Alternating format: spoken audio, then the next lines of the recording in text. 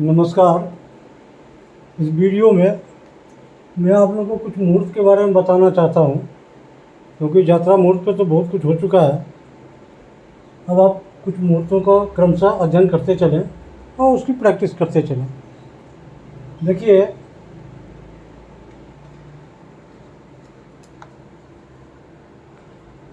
यह जात कर्म मुहूर्त। जात कर्म बच्चा जब जन्म लेता है उस समय होता है, पहले भी होता है। इस मुहूर्त में जातकस्य ग्रह दोष समन पूर्वकायुः श्री विधेय जन्मकाल एव जात कर्म पिता कुर्यात्। ये पिता करते हैं। जन्म से कुछ पूर्व भी होता है, बहुत जगह पे होते हैं, और जन्म के ठीक बाद भी होता है। तदति क्रम में, उसी क्रम में अगर मान लीजिए पूर्व में नहीं कर सका तो एकादश 11वें या 12वें दिन में करना चाहिए। वो भी अगर मिस हो गया हो तद अभाव, तो ये नक्षत्र दिए हुए हैं: चित्रा, अनुराधा, रेवती, उत्तरात्रय, रोहिणी, अश्विनी, पुनर्वसु, पूष, स्वाति, श्रवणा, धनिष्ठा, शतभिखा नक्षत्रेषु पूर्णिमा विहाय, पूर्णिमा को छोड़कर किसी भी शुभ तिथि, शुभ दिन, शुभ लग्न में ये जातकर्म किया जा सकता है। दूसरा मुहूर्त है शिशोर दुग्धपान मुहूर्त। बच्चा जब जन्म लेता है तो उसे माता का जो प्रथम दूध पिलाया जाता है उसके लिए मुहूर्त है। इसमें देखिए नक्षत्र दिए हुए हैं: अश्विनी, रोहिणी, मृगशिरा, हस्त, उत्तरात्रय, पूक, चित्रा, अनुराधा, श्रवणा, धनिष्ठा, शतभिखा, रेवती नक्षत्रेषु शुभ तिथिषु। दुग्धपान जो है स्थिर लग्न में होता है। लग्न 3 तरह के होते हैं: चर, स्थिर, द्विस्वभाव। चर जो वेरिएबल होता है, आप लोगों को पहले बहुत बता चुके हैं, चलायमान। स्थिर जो स्थिर है। तो दुग्धपान स्थिर लग्न में होता है ताकि बच्चे को हमेशा माता का दूध मिलता रहे। स्थिर लग्न कौन कौन सा है? तो वृष, सिंह, वृश्चिक, कुंभ, ये 4 लग्न स्थिर लग्न में आते हैं। स्तनपानम शुभम। अन्नप्राशनोक्त तिथि दिन नक्षत्रेषु सूतिका पथ्यम शुभम। अन्नप्राशन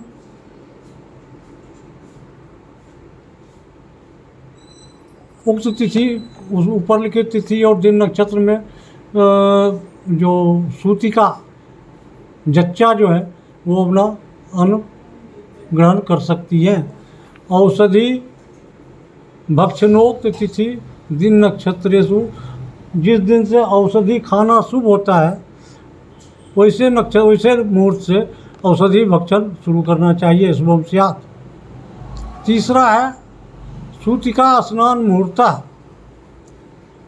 इसमें ये जो नक्षत्र दिए हुए हैं, इन नक्षत्रों में सूतिका स्नान, जच्चा जो स्नान करेगी जब प्रसूति गृह से बाहर निकलती है तो उसके लिए 3 ही दिन सही हैं: रवि, मंगल और बृहस्पति।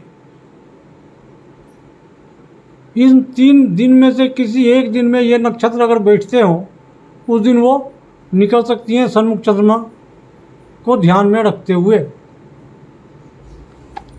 उसके बाद है प्रसूति नखच्छेदन मुहूर्त। प्रसूति का नख नहाने के बाद निकलती है, नख वगैरह काटा जाता है, उसके लिए मुहूर्त दिया हुआ है। अश्विनी, रोहिणी, मृगशिरा, पुनर्वसु, ये सारी नक्षत्र हैं। ये तिथि हैं: तृतीया, पंचमी, सप्तमी, दशमी, एकादशी, त्रयोदशी तिथिषु।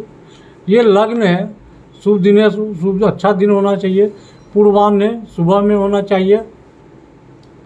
इसके बाद है स्त्री नाम लाक्षा भरण धारण मुहूर्त। वो प्रसूति जिनकी चूड़ी वूड़ी सारे अशुद्ध हो जाते हैं, वो लाक्षा भरण, लाठी धारण करने की मुहूर्त बताया गया है। ये देख लीजिए, अश्विनी, रोहिणी, मृगशिरा, ये सब नक्षत्र हैं। और ये शुभ तिथि हुए।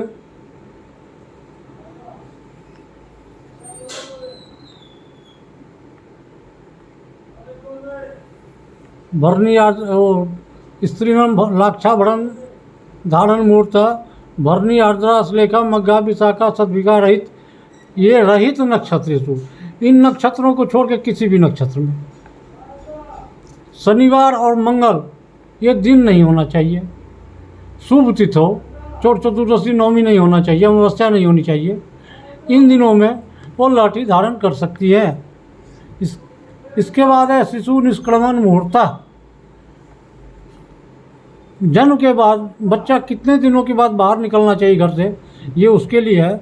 जन्म तो द्वादशे अन्नी शुभम, तदति क्रम में तृतीय चतुर्थे व मास।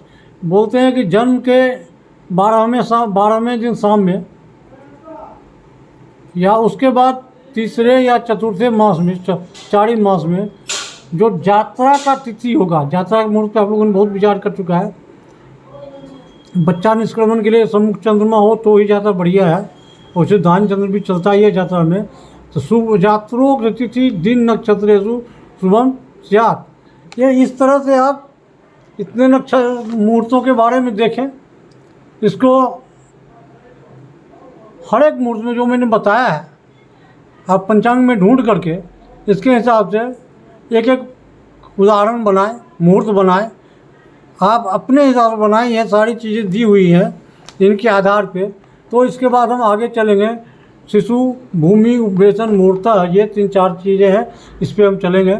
फिलहाल इतना आप करें और इसके बाद एक आप स्वतः चुन करके एक यात्रा मुहूर्त और बनावें अपनी अपनी तारीख के हिसाब से, और वो बना करके अभ्यास भेजें।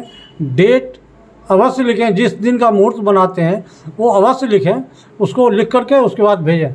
नमस्कार।